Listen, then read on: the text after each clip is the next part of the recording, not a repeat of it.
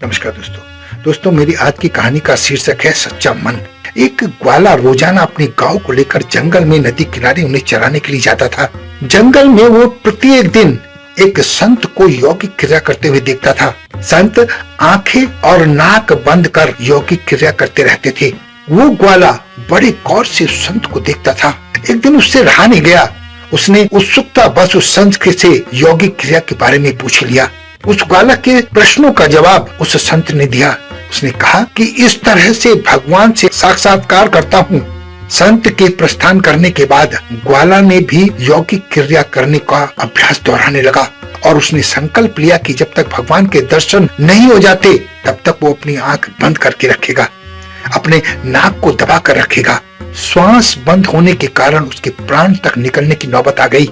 इससे कैलाश पर्वत पर बैठे महादेव का आसन ढूंढने लगा। जब शिव ने देखा कि एक ग्वाला कठोर तपस्या कर रहा है तो शिव जी प्रकट हो गए और उन्हें कहा, बस आंखें खोलो, मैं तुम्हारी तपस्या से प्रसन्न हूँ, मैं तुम्हें दर्शन देने आया हूँ।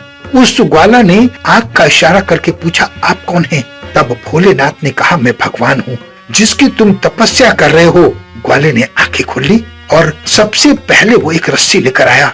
क्योंकि उसने भगवान को कभी देखा नहीं था, इसलिए उसे पहचानने का संकट खड़ा हो गया था। उसने भगवान को एक रस्सी से बांध दिया और भागकर साधु को बुलाकर लाया। साधु को उसकी बात पर यकीन नहीं हुआ। वो दौड़ा दौड़ा आया और आकर भगवान पर नजर डाली, लेकिन उस साधु को भगवान कहीं नजर नहीं आए। तब उस संत ने कहा, मुझे तो कहीं भगवान नजर नहीं आ रहे हैं। तब उस ग्वाले ने भगवान से पूछा, यदि आप सही में भगवान हो तो साधु महाराज को क्यों नहीं दिख रहे हो? तब भगवान ने कहा, जो भक्त छल कपट रहित सच्चे मन से मुझे याद करता है, मैं उसको दर्शन देता हूँ। तुम्हारी तपस्या निश्चिल थी, तुमने मेरी दिल से आराधना की है, अपने प्राण तक दांव पर लगा दिए थे, मेरे दर्शन के लिए दृढ़ संकल्प लिया था, इसलिए मुझे कैलाश से यहाँ पर आना पड़ा। साधु के मन में इन बातों का भाव है।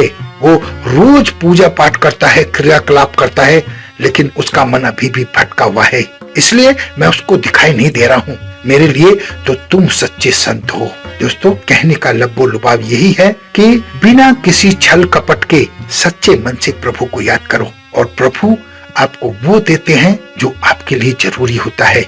जरूरी नहीं वो आपको वो दे जो आप चाहते हो, लेकिन वो जरूर देते हैं जो आपको जीवन में चाहिए होता है।